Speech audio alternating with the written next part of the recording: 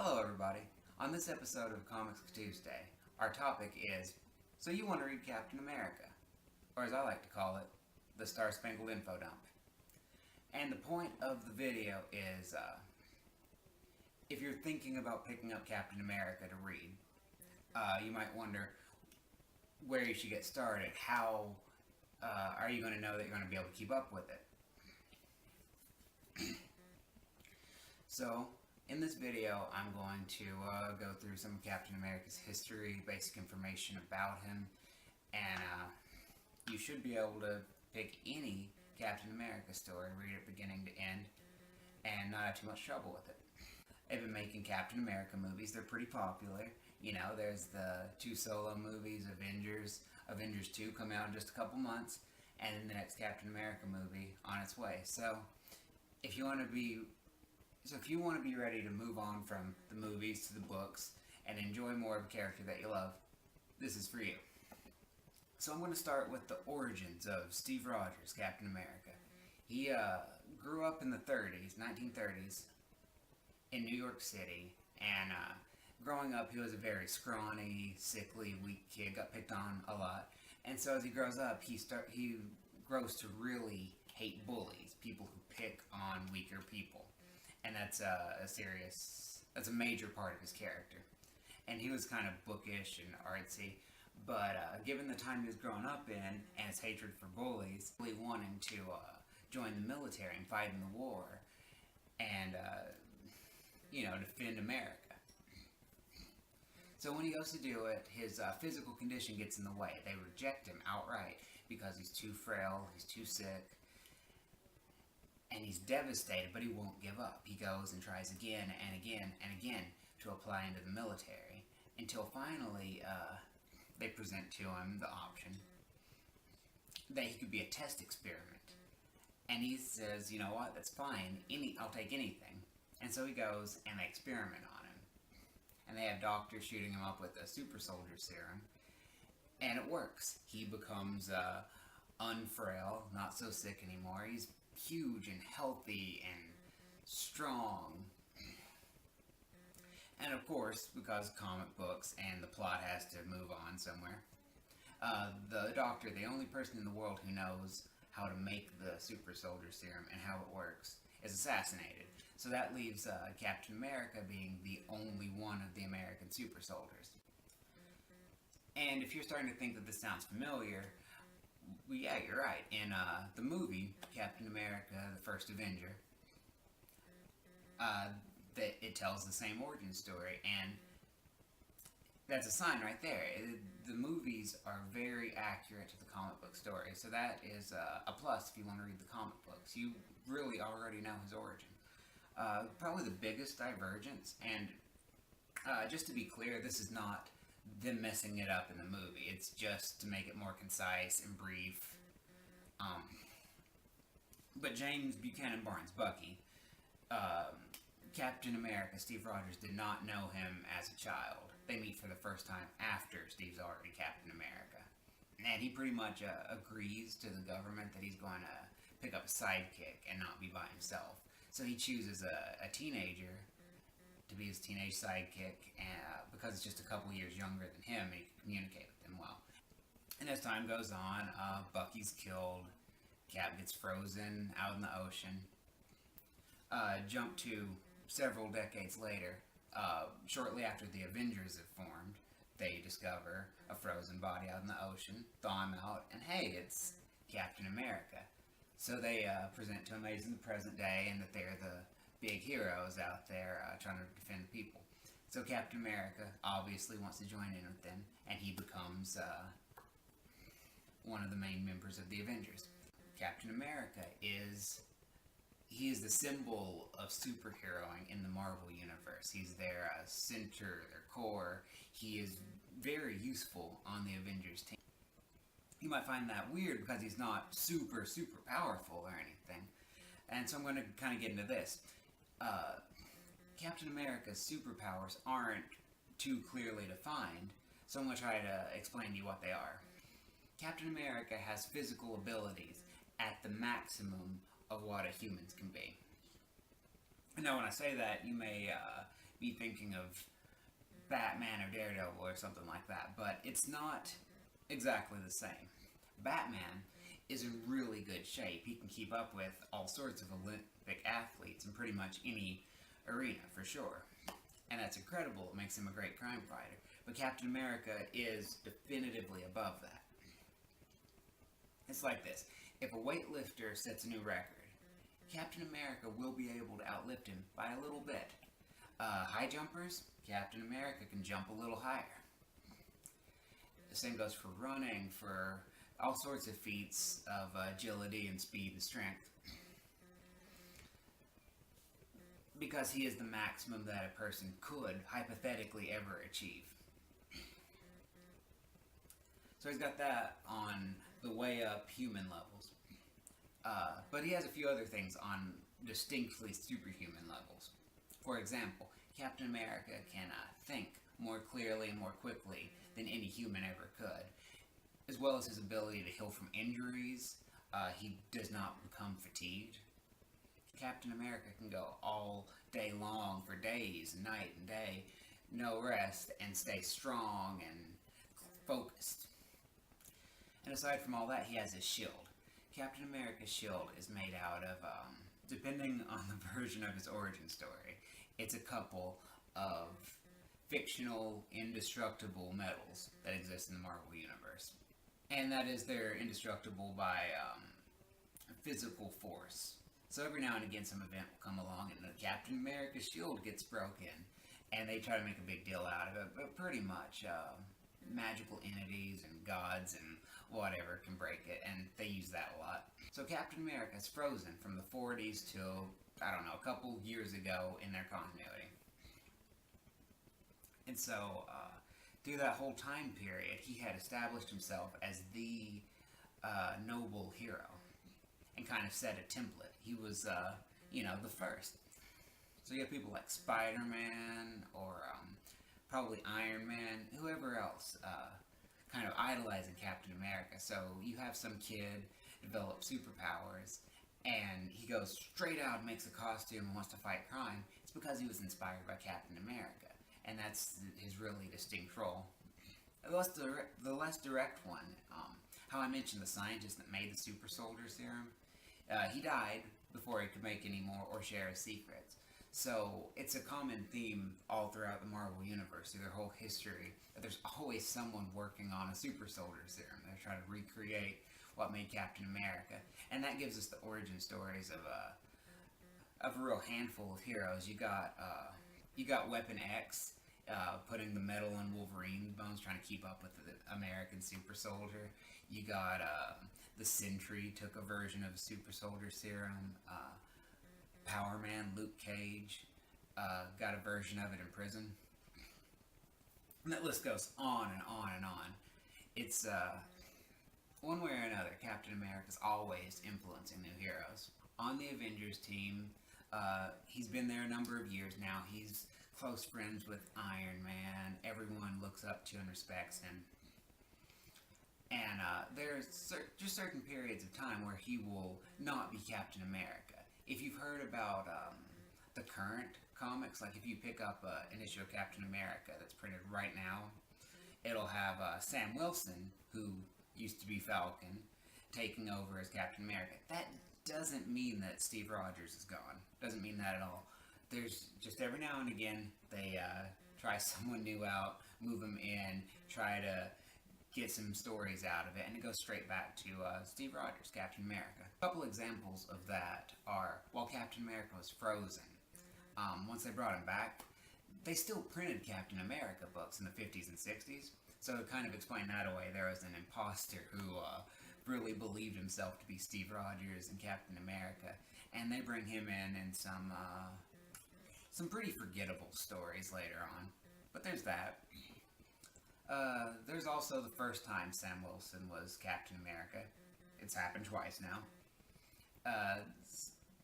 Steve just didn't know how to live up to the duties of being Captain America. Takes a little break, and he trusts it to his good buddy, the Falcon.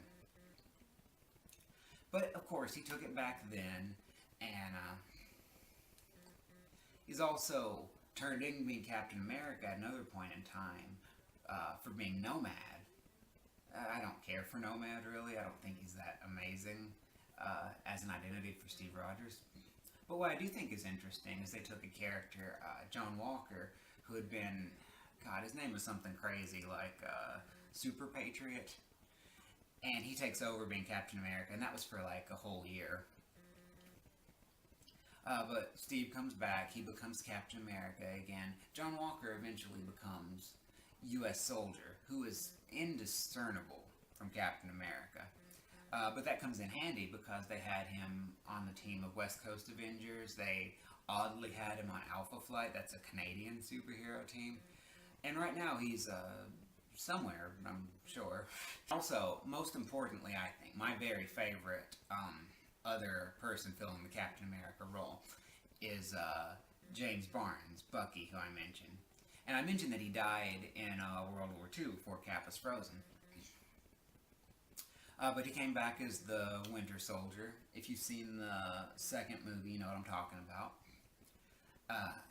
But yeah, Bucky comes back, and after Captain America dies at the end of Civil War, spoilers, then that's who ends up taking the role for him, Bucky. And I find it really satisfying that Bucky, who had known Captain America since he was a teenager, he had been so conflicted because of becoming the Winter Soldier, that finally he feels that he's being trusted with Steve Rogers' legacy. But there's all sorts of takes on Captain America. There's all these different characters taking up the role, and as well as it's comic books, so there's all sorts of alternate versions of Steve Rogers. So a few really notable ones are the one from Bullet Points. I've of course brought up Bullet Points a time or two before. There's the zombie universe, has Colonel America, who is bitten and infected. And there's the one that's not my favorite at all. There is Ultimate Captain America, who has a bit of a reputation. Perhaps you've heard of the Ultimate, this A on my head doesn't stand for France, Captain America. And he's rude, he's kind of a coward. God, if there's one version of Captain America that I hate, it's Ultimate Captain America. And don't get me wrong, that doesn't mean that you shouldn't read the Ultimates or anything in the Ultimate Universe. It's the opposite. But he's just such a dick.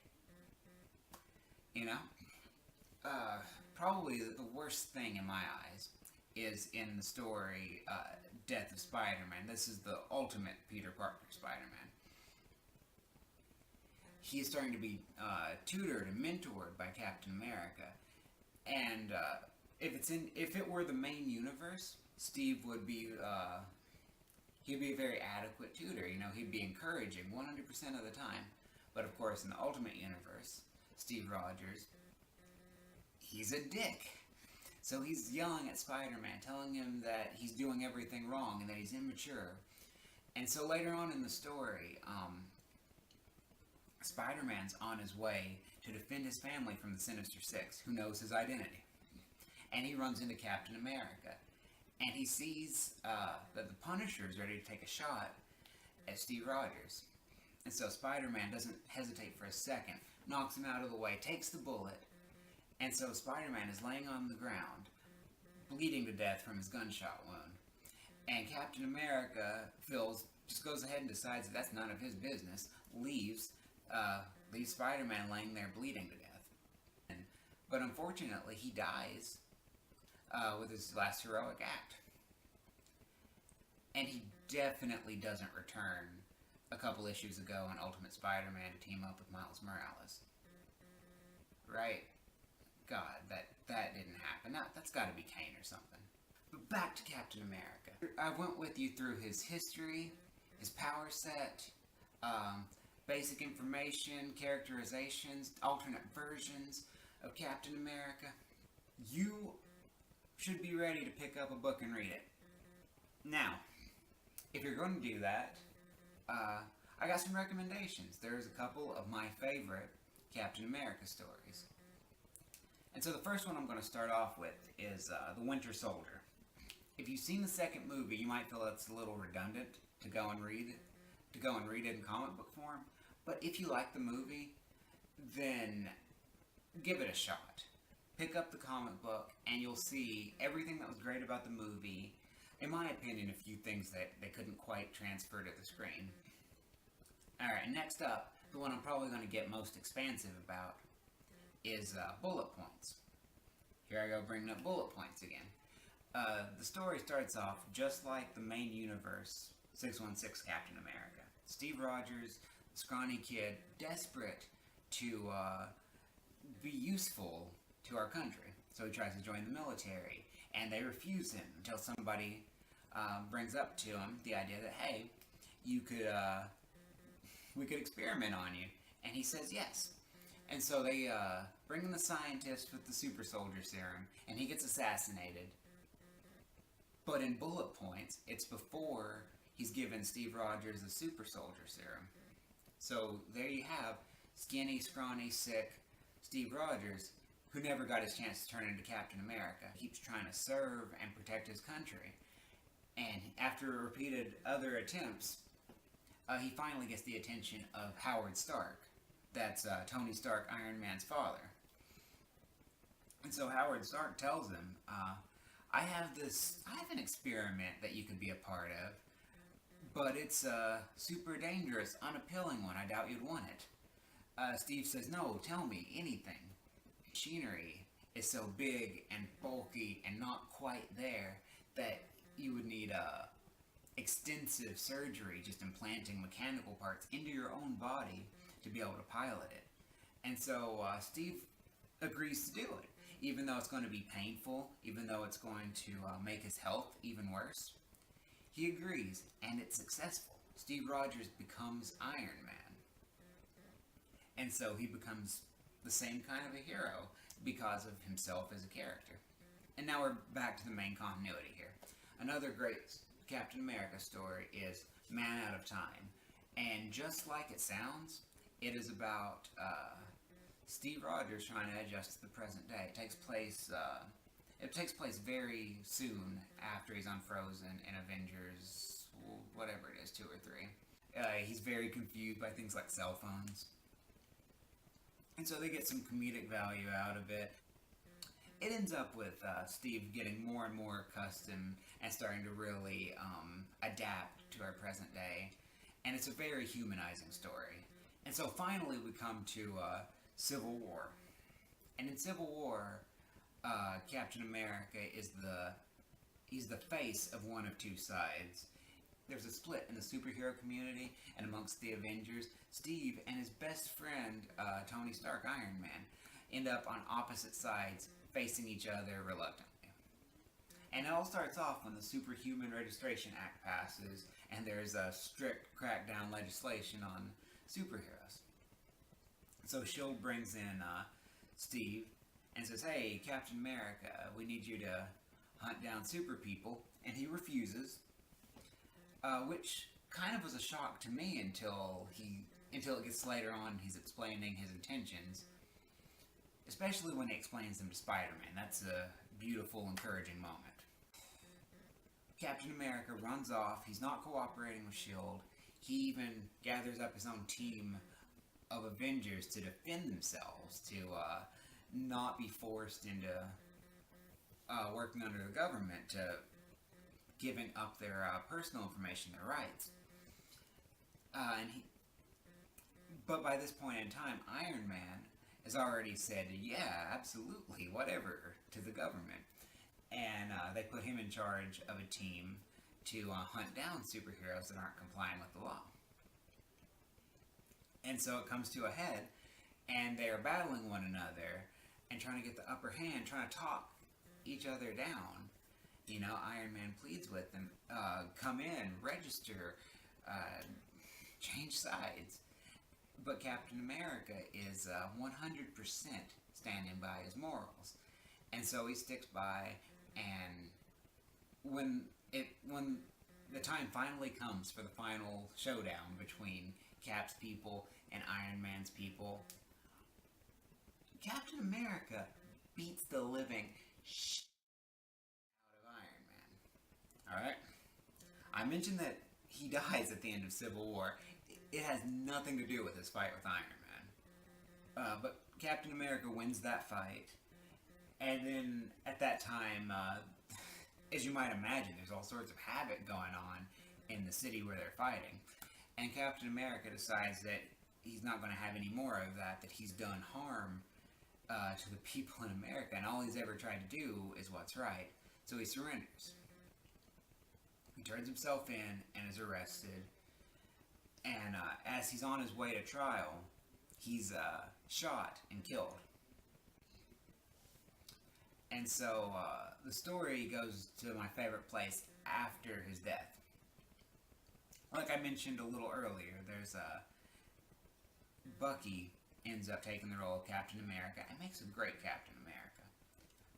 But also, the absolute best part is seeing all the heroes that were close to Steve Rogers mourning his death and trying to figure out how they're going to go on without him. And that's the part that most of all touched me personally. I mean, there was a great mini-series that featured one character and then another, and it was just all their grieving process. Single best issue from that whole Captain America story is one where Iron Man, the entire issue, is sitting alone in a room with Captain America's body. And he's telling him, you know, you inspired me so much, and I hate what happened. It's awful what happened. Why didn't you listen to me? And it ends with Iron Man saying it wasn't worth it, that he has regrets. But of course, it's comic books. Captain America came back, and Steve Rogers came... It's comic books, and of course Steve Rogers came back as Captain America, and no doubt is going to do so again. So, there you have it. You have everything you need. Go pick one of those stories, or find another, and pick it up, start reading. You're sure to find something you'll love. And now it's time for the viewer question of the week. Alright, you guys. Who do you think would make a horrible leader for the Avengers? My personal choice is Daredevil, because I'm still picking on Daredevil, I guess. Anyway, you leave your answer down below in the comments section. Don't forget to like the video, subscribe to my channel, and be back next week for Comics Tuesday. Next time, the Xavier Institute for Gifted Youngsters. Do the credits transfer? Thanks for watching.